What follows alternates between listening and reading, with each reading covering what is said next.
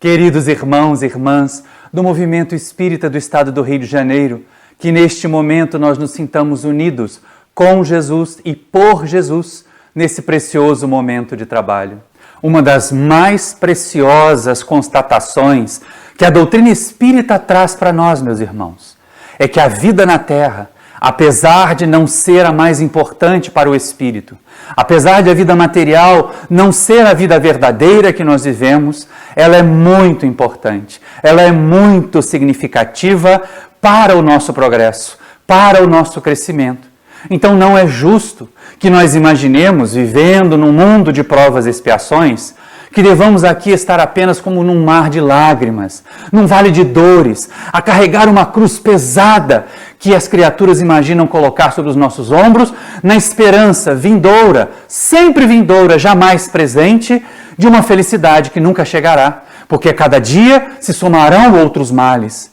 E aí nós vamos perceber, na quarta parte do Livro dos Espíritos, que os benfeitores espirituais nos ensinam que, apesar de não ser possível na Terra, planeta de provas e expiações, nós termos a felicidade plena, nós podemos na Terra viver uma felicidade tão grande quanto suporte a nossa natureza grosseira, a nossa natureza material. Então, meus irmãos, não imaginemos que a proposta da doutrina espírita para nós seja da vida triste. A proposta da doutrina espírita para nós é a da alegria de viver. A questão é onde nós vamos colocar as razões, os motivos da nossa alegria de viver. É lógico, é razoável esperar que num planeta de provas e expiações, ainda sujeitos a tantas adversidades, nós passemos por momentos dolorosos e que esses momentos dolorosos nos causem muita tristeza.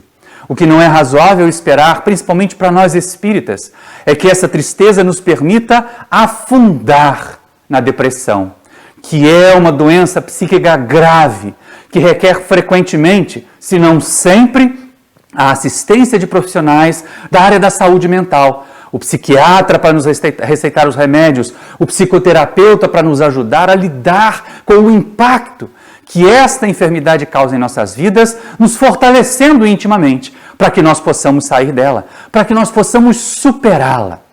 E há uma obra espírita, sim, espírita, mas primorosa, que trata deste assunto: depressão, causas, consequências e tratamento, do nosso irmão Isaías Claro.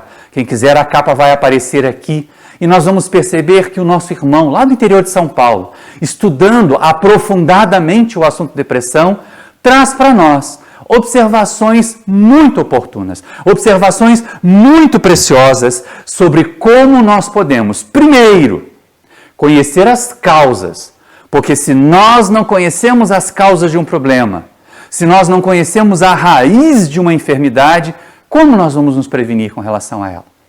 No período em que nós vivenciamos a pandemia de coronavírus, a causa era o vírus. Como ele nos atingia? Pelo contato com as partes expostas das nossas mucosas. Como nós nos preveníamos? Fazendo a higiene, utilizando máscaras, mantendo o distanciamento entre as pessoas. Então, com relação à depressão, o primeiro passo é identificar a causa. Muitas pessoas, principalmente companheiros das fileiras do Espiritismo, costumamos imaginar que depressão, alguns minimizam e dizem: isso é chilique, isso é faniquito. Pelo amor de Deus, não tratemos a depressão com essa minimização. É uma doença gravíssima. E ela nos tira algo que é importante para o espírita progredir, que é a alegria de viver. Outros, ao contrário, preferem atribuir tudo a causas espirituais e dizem: é depressão, bota o nome na desobsessão que resolve, porque isso só pode ser ação de espírito atrasado, só pode ser ação de espírito inferior. E também vamos perceber no livro do Isaías Claro que esta é uma causa, embora não seja a causa predominante. E aí nós que vivenciamos o conhecimento espírita, que sabemos da importância que Allan Kardec deu à ideia espiritualista, que a grande proposta da doutrina espírita para nós, meus amigos, era combater o materialismo. Vamos identificar com Isaías Claro, nesse seu livro precioso, Depressão, Causas, Consequências e Tratamento, que o materialismo, que a visão materialista da vida, ela é causadora da depressão na grande maioria dos casos. E não apenas nas pessoas que dizem não crer em Deus, que dizem não crer na continuidade da vida. Porque mesmo muitos de nós que usamos o rótulo de espiritualistas, ainda agimos, ainda encaramos a vida, meus amigos, como se fôssemos materialistas. Como se só existisse esse momento. Como se tudo que nos acontece agora é que tivesse relevância. E mesmo assim, tudo que nos acontece agora não fosse responsabilidade nossa. Fosse obra de um acaso, fosse obra das condições do nosso corpo, fosse obra dos desmandos daqueles que deveriam nos governar e nos conduzir, fossem obra das criaturas que nos lesaram.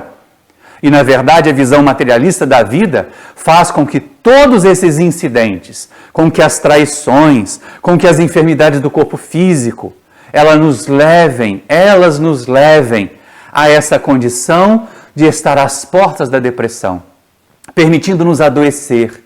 Mas um mal tão grave assim, claro, não teria uma causa só. É necessário estar atentos, porque a visão da materialista da vida nos dá a sensação de finitude. Mas não é só isso. Quando nós não cremos no porvir, nós também começamos a imaginar o seguinte: qualquer perda, qualquer sensação de perda, seja ela uma perda material. Quantas criaturas, na Grande Depressão de 1929, cometeram suicídio, porque imaginaram que as suas vidas haviam acabado, já que as suas fortunas minguaram. Ou qualquer perda no campo afetivo, qualquer perda emocional, significaria um abalo tão grande que faria com que as criaturas mergulhassem, afundassem em depressão. E aí nós começamos a perceber a sinergia dessas duas causas de depressão. O materialismo por um lado, a sensação de perda grave do outro. Que só é tão grave assim, que só é agravada exatamente porque nós aprendemos a ser imediatistas, a nada esperar do futuro e a nada fazer para alcançar esse futuro. Porque muitas pessoas dizem assim: eu sou espiritualista, eu acredito na vida depois da morte, e ficam sentadas sem fazer nada. E ficam paralisadas, sem nada realizar. Não! A sensação de perda, ela vem exatamente por causa da nossa inoperância, da nossa inatividade. E quando nós deixamos de agir, tudo o que nos atinge, seja um fracasso material, seja uma reprovação numa disciplina, quando nós estamos em algum curso de formação, seja o distanciamento de entes queridos, seja a desencarnação de entes queridos. A questão 934 de O Livro dos Espíritos trata bem esta questão da chamada perda de pessoas amadas, porque não pode ser calado como perda, não é? Afinal de contas, nós não possuímos os outros. Como é que nós podemos perder? Nós perdemos um relógio, nós perdemos um anel, nós perdemos a chave do carro. Como é fácil perder a chave do carro dentro de casa. Mas ninguém perde uma mãe, ninguém perde um filho, porque eles não são propriedades nossas. E porque não são propriedades nossas, meus amigos, nós não devemos ter por eles essa sensação de apego. Minha mãe, meu carro, minha casa, meus filhos. A síndrome de ninho vazio tem sido causa de depressão de pais e mães. Ao verem seus filhos crescerem, eles que se dedicaram, que amaram, que superprotegeram muitas vezes. Quando vêem esses filhos emplumando, pondo asas ao vento para buscar os seus próprios destinos, para construir os seus próprios destinos, quantos pais e mães, ao verem vazia a casa, ao verem vazio o ninho, se sentem deprimidos. E a depressão tem consequências gravíssimas. Não é apenas essa tristeza, não é apenas essa melancolia que paralisa as nossas energias, mas ela pode levar a tentativa de suicídios, em casos extremos. Ela pode levar ao adoecimento do corpo físico, em alguns casos. O mal começa psíquico, mas como nós vamos drenando, como nós vamos agindo de forma nociva, o corpo físico também acaba por adoecer. Então é necessário trabalhar para que as causas sejam combatidas no todo, e assim evitaremos as consequências. E é lógico que nós falamos a companheiros espíritas que chegam ao movimento espírita nos mais variados estágios da vida. A doutrina espírita nos oferece recursos para nós identificarmos as causas da depressão, para nós nos prevenirmos em relação a ela, mas também naquelas situações em que as criaturas chegam à casa espírita já deprimidas, nós vamos ter na doutrina espírita recursos mitigadores, recursos que trarão alívio para o problema da depressão. Mas jamais nós vamos descuidar dos assistentes que Deus coloca aos nossos lados, os trabalhadores da área da saúde mental, os nossos irmãos psiquiatras, os nossos irmãos psicoterapeutas, os médicos que vão cuidar dos desequilíbrios orgânicos que atingem o nosso corpo físico. Não imaginemos, por mais confiantes que nós sejamos nos médicos da espiritualidade, que eles tenham o dever de tudo resolver, de tudo fazer e resolver os nossos problemas da saúde do corpo físico e da saúde mental. Não será dessa forma. Mas ainda seguindo nessa análise, nessa anamnese das causas da depressão, nós vamos perceber que o nosso companheiro Isaías Claro chama atenção para uma outra questão. Muitas vezes, as perdas afetivas alimentam uma outra causa. Olha o encadeamento. Olha a sinergia das causas de depressão, não é? O materialismo faz que as perdas sejam supervalorizadas. As perdas causam sentimentos profundos de dor, de mágoa. O ressentimento aparece, então, como uma terceira causa provável, possível, associada às demais, para nós nos sentirmos propensos à depressão.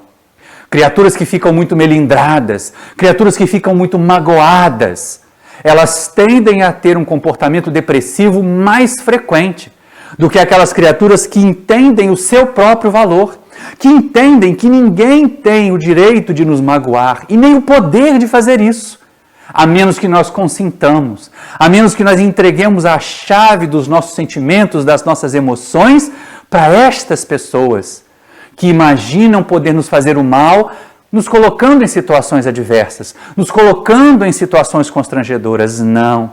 Guardar mágoas, essa frase é atribuída a Sócrates. Guardar mágoas contra alguém é o mesmo que tomar veneno e ficar torcendo para que o adversário morra. Na verdade, quem vai se envenenar com a mágoa somos nós. Quem vai ter dessa percepção materialista da vida, a sensação profunda de perda, a sensação de que o outro não gosta de mim, mas como eu sou tão bom, eu sou tão maravilhoso, como que aquela criatura não gostou de mim, como que aquela criatura não quis me tratar bem, como que o Beltrano não me atendeu, como que a Cicrana não me amou. E aí guardamos mágoas e ressentimentos dessas pessoas, fruto frequentemente dessa supervalorização da nossa própria personalidade. E aí, com essas três causas, já temos instrumentos suficientes para deprimir muita gente. Só que, baseado até mesmo nessa visão orgulhosa, nessa supervalorização da nossa individualidade, nós agregamos uma quarta causa. Frequentemente, nós nos achamos tão bons, tão perfeitos, tão acima da média, que qualquer percepção de que erramos não nos é admitida. E nós então nos flagelamos, nós nos ressentimos, nós ficamos magoados conosco, nós nos depreciamos e a culpa se instala. Quantos processos terapêuticos do passado, do presente, foram baseados simplesmente em anos de trabalho para que as criaturas deixassem de se culpar? Porque quando nós nos culpamos excessivamente, e a doutrina espírita não é uma doutrina que alimente culpa em ninguém. A doutrina espírita é uma doutrina que aponta as nossas responsabilidades. Nós somos responsáveis por tudo o que fazemos. Nós somos os autores da nossa desgraça ou da nossa felicidade, da nossa alegria de viver ou da nossa tristeza profunda. Os outros são apenas atores coadjuvantes. Os protagonistas das nossas vidas temos que ser nós mesmos, meus irmãos. E aí a culpa que se instala, ela nasce dessa visão vaidosa, de nos sentirmos tão bons, tão perfeitos, que ao nos flagrarmos errando, como nós sofremos, como nós nos sentimos infelizes, como isto nos abate. Não existem aquelas situações em que algumas vezes nós falamos alguma coisa equivocada, E depois à noite perdemos o sono. Ai, mas eu não devia ter feito isso. Ai, mas eu não devia ter falado aquilo. Mas já falamos, mas já fizemos. Não é interessante nós percebermos as orientações de amigos da filosofia ao dizerem: caíste 7 vezes, ergue-te 8 vezes. Ou então daquele sambinha popular que foi tão famoso na década de 90, levanta, sacode a poeira, dá a volta por cima, para que nós não fiquemos estacionados na culpa. A culpa é causa de depressão, porque aí nós minamos as nossas energias internas, nós paralisamos a nossa vontade de agir por medo de errar, por medo de nos culparmos mais ainda. E lógico, não é isso que se espera de nós, nem é isso que os benfeitores espirituais nos ensinam. E aí sim, meus amigos, como uma quinta causa, o nosso irmão Isaías Claro aponta: sim, a depressão, que vem por um processo sinérgico, ou seja, as várias causas ampliando os efeitos umas das outras, pode ter um agravante, que é o processo obsessivo. Nós, encarnados na Terra, não somos anjinhos. Não temos aureolinhas aqui sobre as nossas cabeças. Não temos asinhas escondidas nas nossas costas. Nós ainda somos espíritos caracterizados, marcados pela condição de provas e expiações. Alguns de nós fazendo esforços hercúleos para deixar essa condição. Mas outros, meus amigos, ainda estamos afundados nela. Outros de nós ainda temos prazer. Alguns até dizem assim: para ser bom eu sou mais ou menos, mas para ser ruim eu sou ótimo. Simplesmente estamos assinando a nossa sentença de provas e expiações de inferioridade, correndo o risco de ter que continuar o processo evolutivo num outro planeta, num outro orbe, que esteja a iniciar o seu processo de provas e expiações. E aí nós vamos perceber o fenômeno da obsessão. Obsessão que nós estudamos também lá no nosso canal no YouTube, naquela playlist Mediunidade em Foco, porque ali nós vamos perceber o seguinte: a obsessão tem várias causas, mas todas as causas de influência negativa de espíritos em nossas vidas começam nas nossas imperfeições. Começam nos vícios que nós alimentamos, pequeninos às vezes, e que vão se avolumando e que vão crescendo ao ponto de algumas vezes, como Kardec diz aos benfeitores espirituais, se tornarem uma segunda natureza, tão difícil de ser superada, que as criaturas diziam assim: eu não posso, eu quero, mas não consigo. E os espíritos dizem, muitos dizem quero, mas ficam muito felizes que não seja como querem. Então isto desencadeia a sintonia com os espíritos atrasados. E a sintonia com os espíritos atrasados é que caracteriza o processo obsessivo. Nossos inimigos, nossos adversários, nós não sabemos o que fizemos. Para nossa felicidade, quem quiser que consulte o Evangelho segundo o Espiritismo, olha a capinha dele aqui, ou o Livro dos Espíritos, olha a outra capa aqui, para a gente poder perceber o seguinte: o esquecimento do passado é uma bênção. É uma oportunidade preciosa de nós apagarmos a sensação de culpa, de nos depararmos com um ser tão inferior, tão abjeto que nós teríamos vergonha de viver. Então, no processo reencarnatório, apaga-se o nosso passado, a memória do passado se apaga, ficam as nossas tendências, ficam as nossas inclinações más, que devem nos advertir sobre como nos comportarmos.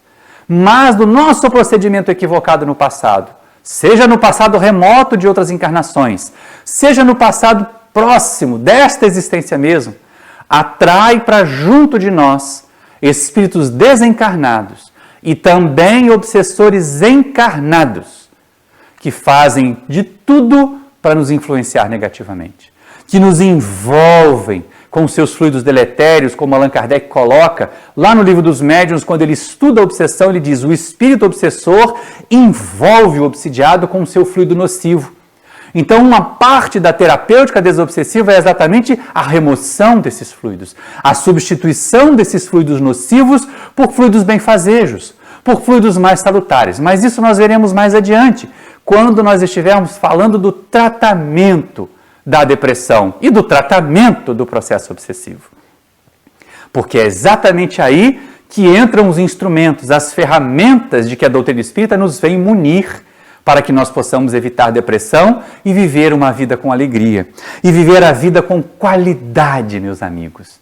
O processo obsessivo se instala, os espíritos ficam infiltrando ideias nocivas e quantos de nós acabamos nos permitindo mergulhar dolorosamente no processo da depressão. E uma vez que ele se instale, não minimizemos. Gente, depressão é doença mesmo.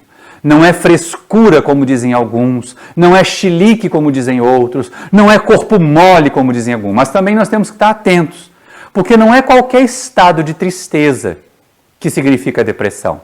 Até mesmo o luto. Nosso irmão Isaías Claro é muito preciso ao tratar disso. O luto, a chamada perda de pessoas amadas, que nós já vimos antes, que não é perda coisa nenhuma, ela tem como uma reação psicológica natural a tristeza. Ele é um processo de choque, a surpresa do distanciamento de um ente querido que perdeu ou deixou de ter a vida física, e nesses momentos de pandemia por coronavírus, quantos de nós não estamos a trabalhar o luto?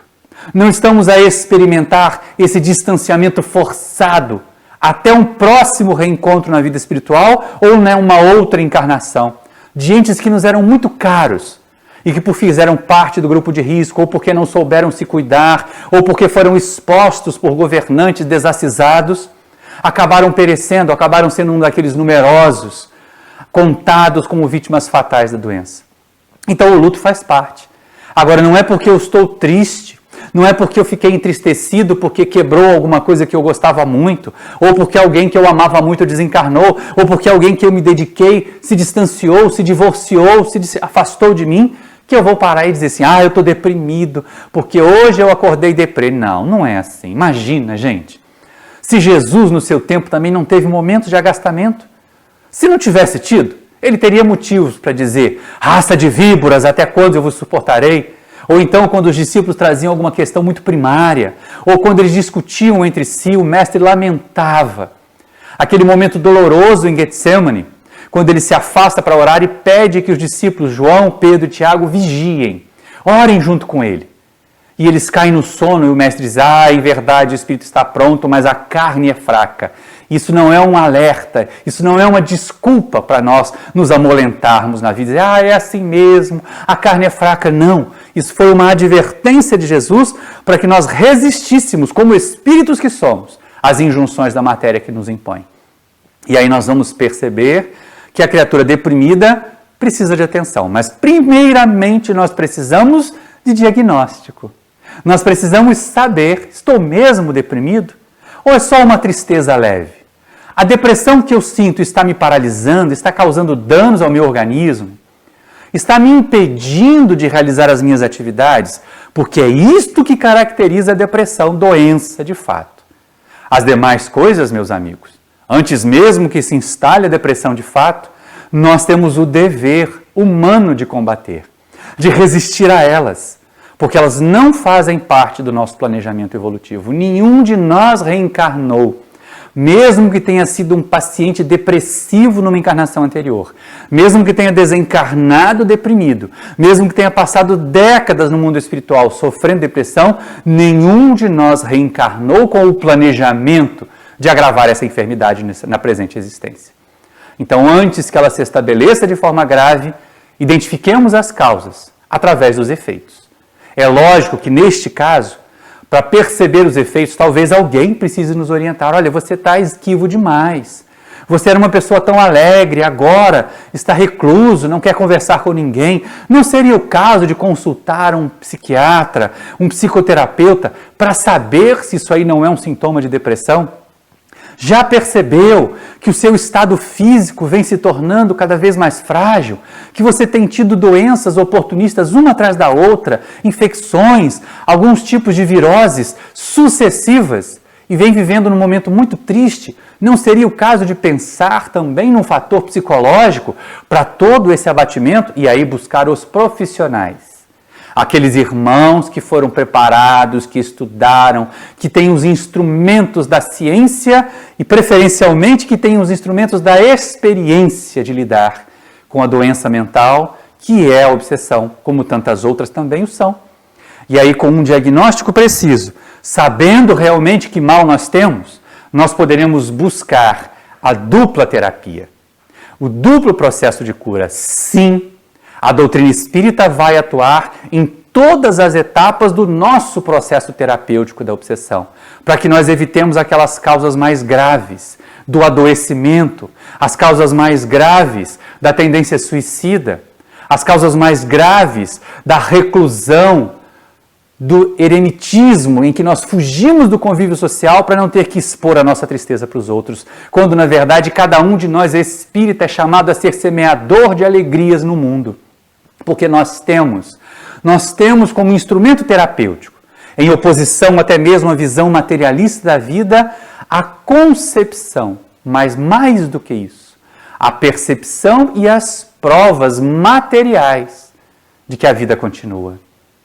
A espiritualização é o primeiro passo para nós combatermos a depressão. É o primeiro instrumento que a doutrina espírita nos fornece para nós combatermos a depressão. Nós nos sentirmos imortais. Nós nos sabermos espíritos antes de imaginarmos que nós somos matéria. Dar o valor devido ao corpo físico, sim, está lá no Evangelho segundo o Espiritismo, capítulo 17. E olha que capítulo interessante, é um capítulo que trata de nós sermos perfeitos. Mas no último item, os Espíritos ensinam a Allan Kardec e a nós que nós devemos cuidar do corpo e do nosso espírito, porque ambos são necessários para o nosso progresso. Enquanto estamos na Terra, temos que zelar pelo corpo físico que temos.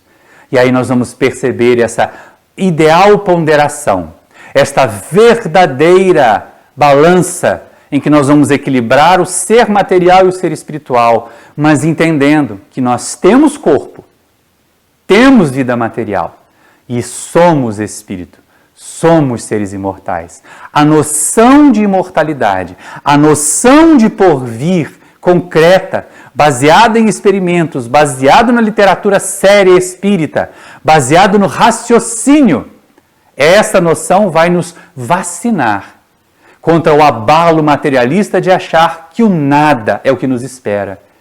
Essa ideia de que o nada nos espera, essa visão materialista deprime. Porque qual é a necessidade então de fazer esforços?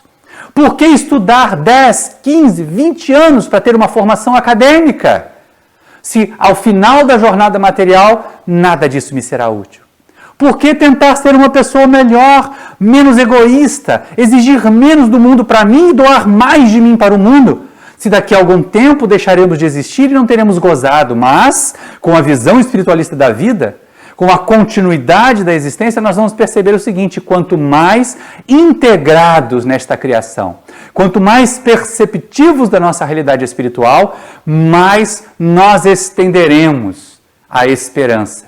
Não a esperança de esperar, mas, como diz o nosso amigo Mário Sérgio Cortella, de esperançar, que é aquela que faz agir para conquistar o que se busca. É aquela que faz realizar para alcançar os objetivos e não ficar assim: eu espero que os benfeitores espirituais me ajudem na prova do Enem. Sem estudar você não vai passar.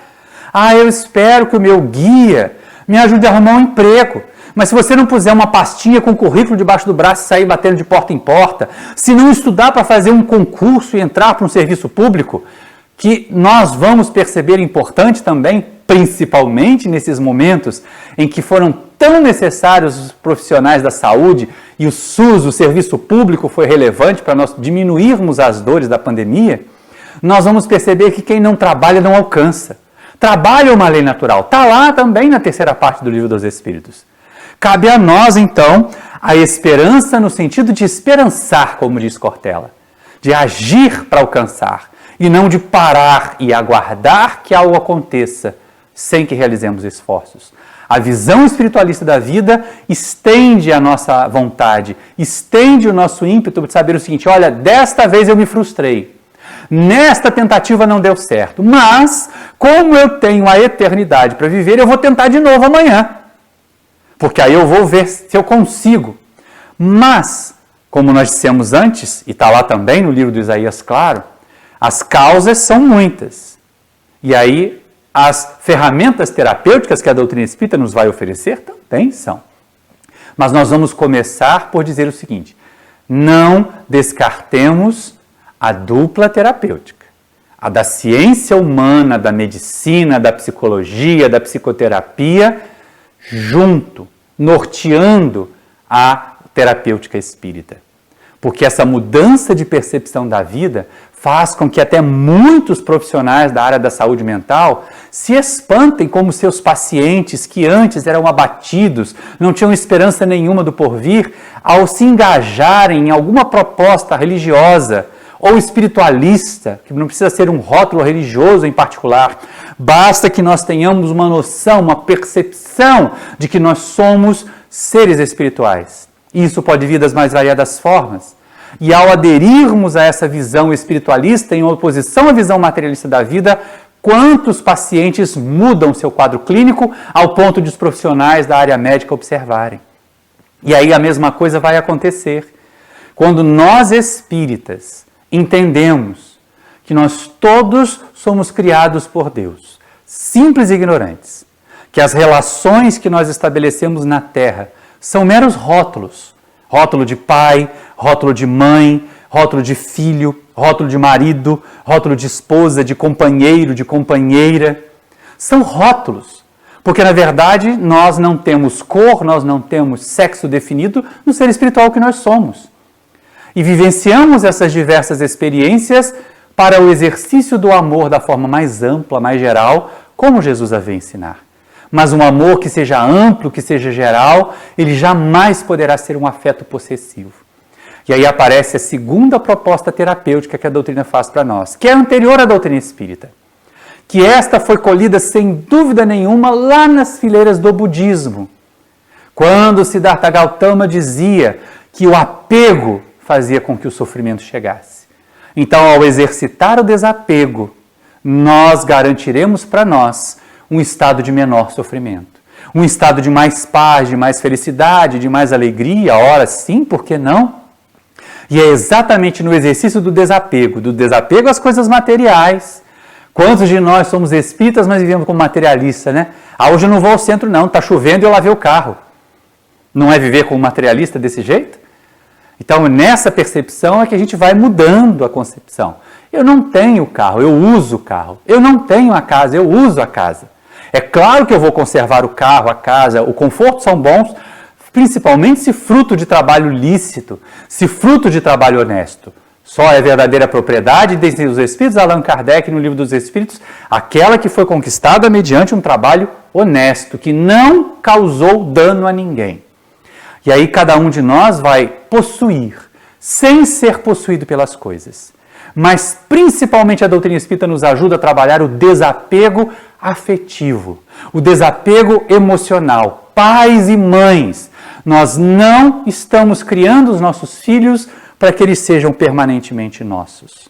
Eles terão que encontrar seu destino, seu futuro.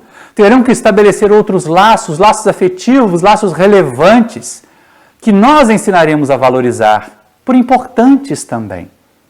E aí, por não possuirmos ninguém, por não possuirmos ou não sermos possuídos por coisa alguma, fica fácil nos desapegarmos.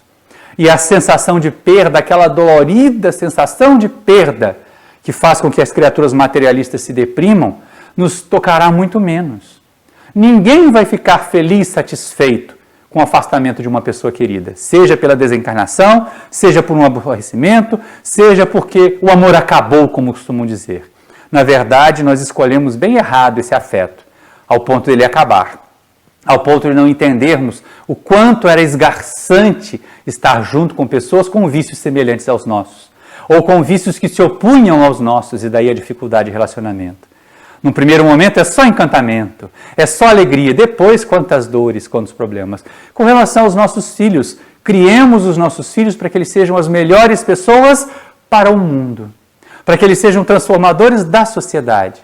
Mas entendamos, a nossa missão é ser ninho, a deles é ser ave voar. Assim como nós somos aves daqueles que foram ninhos do nosso passado, os nossos pais, os nossos genitores. E aí, ao nos desapegarmos, quanta tristeza nós evitamos, quantas dores morais nós evitamos, quanto nos afastamos do processo depressivo. Mas dizíamos também, assim como Isaías Claro falou lá, uma das causas de depressão é o ressentimento, é guardar mágoa, é ter o orgulho ferido, de achar que nós somos bons o bastante e os outros não têm o direito de nos tratar de forma equivocada. Às vezes a pessoa que nos tratou mal, às vezes a pessoa que foi ríspida conosco estava num péssimo dia, estava atravessando problemas insolúveis na vida dela, difíceis de equacionar, e aí descarregou sobre nós tantas frustrações que experimentava. Às vezes nós mesmos fazemos assim. Então começa ali uma proposta interessante, o exercício do perdão, como medida profilática, como medida para nós evitarmos o processo depressivo, mas também como medida terapêutica. Porque aqueles que chegam às nossas casas espíritas, que chegam aos consultórios dos psiquiatras, que chegam às consultas com psicoterapeutas, chegam magoados com os outros. E o trabalho que os profissionais da área de saúde têm para nos ajudar a deixar escoar a mágoa das nossas mentes e dos nossos corpos, das nossas mentes e dos nossos sistemas, porque ela contamina o nosso sangue, contamina os nossos fluidos, contamina o nosso ar, contamina a energia que nós todos irradiamos e que circula nos mantendo vivos. Então o exercício do perdão não é à toa que Jesus recomendava, não é? Reconcilia-te com teu adversário enquanto estás com ele a caminho, para que ele não te entregue o juiz não te põe nas mãos do meirinho e sejais metido em prisão. De lá não saireis enquanto não houverdes pago o último centavo, diz o mestre. Para ver a importância desse desapego, do desatar e deixar ir, do perdoar, de nos sentirmos suficientemente amados por nós mesmos e por pessoas que nos valorizam, para não darmos importância, relevância, não nos magoarmos com as pessoas que não souberam valorizar. E aí também vamos ter para conosco um olhar mais carinhoso, um olhar menos exigente, o que não é dar de ombros e dizer assim, eu sou assim mesmo, tem que me engolir. Nem técnico de futebol se engoliu durante muito tempo. Então nós precisamos, meus amigos, utilizar o auto-perdão, começar por aquele exercício de perdoar os outros, mas também de nos perdoarmos, de entender que ainda estamos jornadeando num planeta de provas e expiações. E num planeta de provas e expiações nós estamos sujeitos a erros. E os outros estão sujeitos a errar contra nós. Daí a necessidade de nós não ficarmos trocando energias deletérias, nem armazenando, porque é isso que a culpa faz. A culpa armazena dentro de nós energias deletérias geradas pelo nosso próprio psiquismo. Isso tende a adoecer-nos, tende a deprimir-nos, mas não apenas a deprimir-nos, tende a causar danos no corpo físico.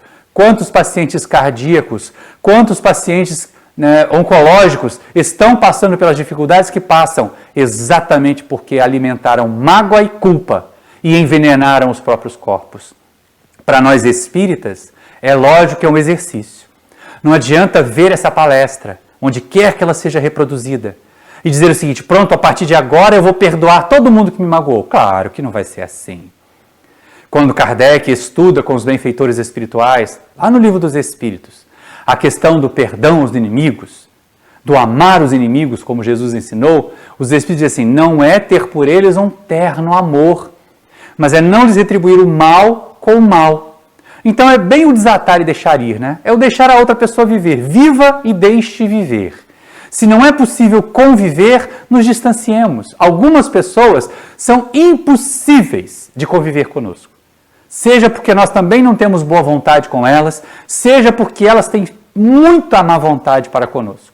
Então o melhor a fazer é manter distância, mesmo que isso signifique manter distância de laços consanguíneos, porque aprendemos que a verdadeira família não é a da consanguinidade, é a da espiritualidade. E é possível que tenhamos fracassado na proposta de reencarnar com um adversário com um laço de sangue e não conseguirmos nos reconciliar com ele. Nessa proposta espírita, nós vamos nos desatar, nós vamos deixar ir. Não armazenar em nós a energia negativa da mágoa e da culpa, mas vamos exercitar isso um pouquinho a cada dia. Fazer exercícios de meditação, 5, 10 minutos de respirações conscientes, pode nos ajudar a deixar sair. Orar certamente vai nos ajudar a permitir que entrem bons pensamentos. E nesse ciclo de meditar, orar, agir, nós vamos nos desfazendo tanto do ressentimento da mágoa que os outros causaram a nós, quanto da culpa que nós sentimos por haver fracassado, por haver falhado com alguém. E às vezes, olha que coisa absurda, nós nos culpamos por não termos sido maus o suficiente. Nossa, mas eu fui um banana, eu devia ter reagido. Para quê? Para piorar a hostilidade? Para aumentar ainda mais a crise em torno de nós? Não, não é isso que a doutrina espírita nos oferece. Não é isso que a doutrina espírita nos propõe. E aí sim, pensando naquela quinta causa de depressão, e olha, no livro do Isaías Claro, vocês vão encontrar um material muito mais completo do que numa palestra de 45 minutos, tá, gente? Então eu recomendo que vocês adquiram, ó, o livro está aqui, que vocês adquiram, que vocês mergulhem no estudo do livro. Nosso irmão Isaías fez um bem imenso. Ele, com essa contribuição com o livro Depressão, Causas, Consequências e Tratamento, tem uma contribuição semelhante à da tia Ivone Pereira, com o livro Memória de um Suicida, para nos ajudar a entender processos tão doloridos que podem ter consequências tão funestas. E aí, pensando nesta quinta causa que nós enunciamos, porque outras são enunciadas lá no livro do Isaías Claro, nós vamos ver a terapêutica desobsessiva, mas não a terapêutica desobsessiva calcada apenas em pôr o nome do obsidiado na reunião de desobsessão. Não, a terapêutica desobsessiva baseada em transformar o obsidiado numa pessoa melhor, em ajudar o obsidiado a encontrar um caminho através do qual ele consiga mostrar aos espíritos que porventura o estejam assolando, o estejam prejudicando, que ele mudou. Aqueles de nós que tivemos o prazer de assistir o filme sobre o nosso irmão Divaldo Pereira Franco, vimos todo o trabalho que ele teve para poder convencer aquele espírito apelidado de o Máscara de Ferro de que ele era uma pessoa diferente. E só quando adota o espírito que havia sido mãe daquele seu algoz é que ele consegue provar que havia realmente se transformado. O espírito ainda diz, pelo menos no filme, eu vou continuar te odiando, mas agora eu não posso mais te prejudicar. Então nós vamos fazer esse trabalho de autodesobsessão. Vamos olhar onde é que estão as causas da nossa obsessão, onde é que estão os vícios, por quais plugs, por quais tomadas se ligam a nós os espíritos obsessores. E aí, ao encontrar essas imperfeições, nós começaremos a dar combate a elas. Em alguns casos, nós vamos recomendar a assistência também de uma reunião mediúnica muito séria, de uma reunião mediúnica bem equilibrada, com médiuns experimentados, numa casa espírita que se paute mesmo pelos conhecimentos apresentados na codificação. Nas obras subsidiárias sérias, como as de André Luiz, como as de Manuel Filomeno de Miranda. E aí eu remeto mais uma vez ao nosso canal do YouTube lá, a playlist Mediunidade em Foco, porque lá nós vamos aprender, ou nós vamos ver quais as obras, quais os livros que são recomendáveis de fato, quando nós estivermos lidando com a terapêutica desobsessiva. Fazer de nós pessoas melhores. Agirmos de forma mais altruísta, mais abnegadas, deixarmos o egoísmo, que é a chaga radical e é a causa do processo obsessivo também, porque os espíritos só nos atacam porque eles odeiam a forma egoísta como nós ainda nos portamos na vida, porque nós queremos ser curados, nós queremos ser amparados. Mas a quem nós estamos amparando?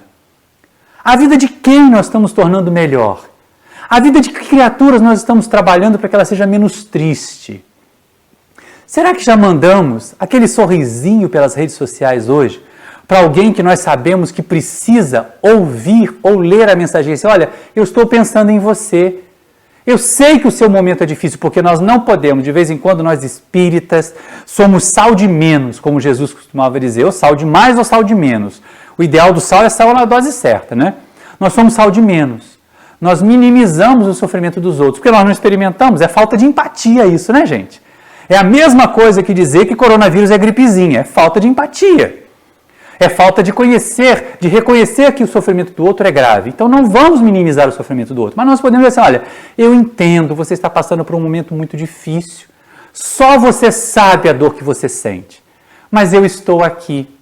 E hoje eu pensei em você. E porque eu pensei em você, hoje eu estou lhe mandando essa mensagem de paz e de confiança. Reflita sobre ela.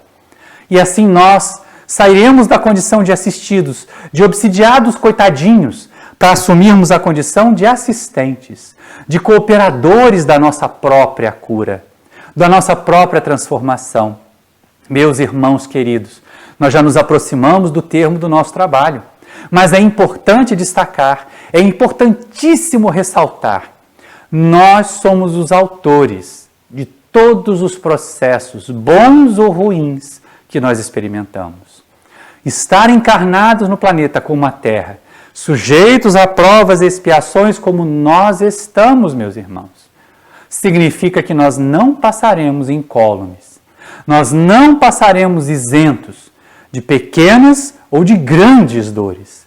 Mas uma coisa é fato, a doutrina espírita nos ensina a sermos menos materialistas e, como espíritos que somos, entender que este processo de dor, que atinge o corpo ou que atinge temporariamente os meus sentimentos, será passageiro. A me desapegar, a entender a transitoriedade de tudo que há na Terra. E nada que há na Terra, então, que seja afastado de nós ou perdido na suposição de que nós a possuíssemos, deixará de nos afetar, fará com que nós fiquemos tristes e deprimidos. Aprendermos sempre a noção de desvincular de energias negativas, seja da mágoa dos outros que nos feriram, seja da culpa que nos macera. E trabalhar em torno de nós um psiquismo que faça com que os benfeitores espirituais se aproximem. Os amigos espirituais ensinaram a Allan Kardec que a melhor maneira de nós nos afastarmos dos espíritos infelizes, de nós evitarmos que os espíritos obsessores se aproximem de nós, é nós aproximarmos a natureza da natureza dos espíritos bons. Não é nós aproximarmos dos espíritos bons de nós, porque tem muita gente assim, eu vou correndo lá para o centro para ficar envolvido pelos guias, porque lá o obsessor não me pega. Lá no centro, que tem assistência espiritual, que tem outras pessoas querendo o bem, que os benfeitores espirituais estão trabalhando às centenas, aos milhares, é verdade, espíritos atrasados não terão muito espaço. Mas a gente não pode viver a vida inteira dentro do centro. Não pode fazer quarentena dentro do centro. Então, nós vamos ter que sair e viver a vida aqui fora. O nosso desafio é sermos espíritas e bons espíritas na sociedade que nos acolhe. E como espíritas na sociedade que nos acolhe, nós vamos entender. Momentos dolorosos virão. Se nós sentirmos que a tristeza está se prolongando demais, que o luto pela desencarnação de um ente querido está extrapolando e causando sofrimento excessivo, busquemos ajuda profissional. Busquemos a ajuda dos companheiros da área da saúde mental.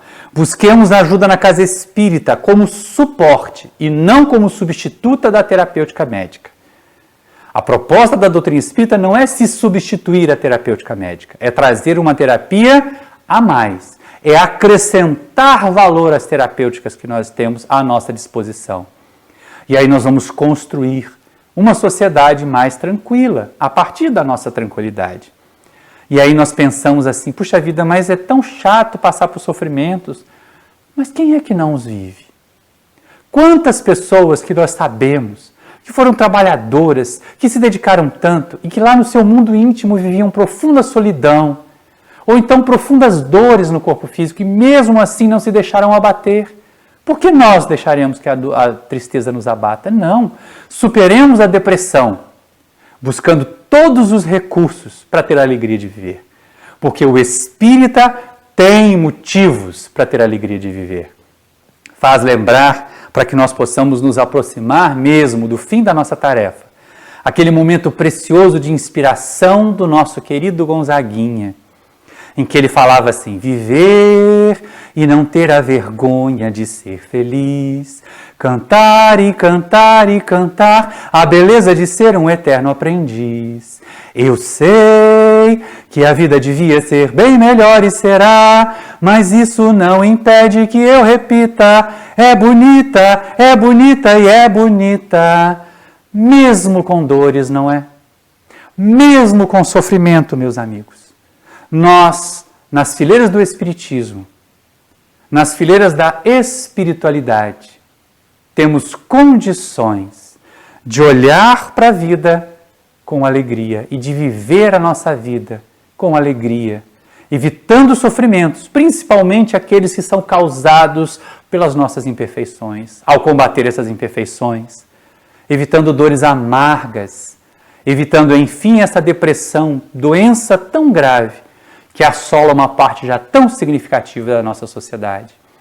Aqueles de vocês que vão assistir essa palestra, nós não sabemos em que momento farão, mas ela está sendo gravada em pleno mês de junho, em pleno pico da pandemia de coronavírus. E quantas pessoas estão em casa agora angustiadas, deprimidas? Procuremos alegrá-las, procuremos levar a elas a oportunidade preciosa de sorrir junto conosco. Não precisa mandar aquele memezinho sem graça, insensível, que pode até ferir alguém que esteja atravessando um momento de dor. Mas mandemos um sorriso, mandemos uma mensagem de paz, mostremos-nos presentes na vida das pessoas, mesmo distanciados delas, porque assim nós vamos construir a verdadeira fraternidade. Vamos espalhar as sementes do amor. E espalhando as sementes do amor, daqui a algum tempo nós vamos colher os frutos da paz, os frutos da felicidade. A alegria de viver, meus irmãos, é possível, desde que nós aprendamos quais são os caminhos que levam verdadeiramente à paz e à felicidade. Muita paz a todos vocês. Muito obrigado pela sua atenção.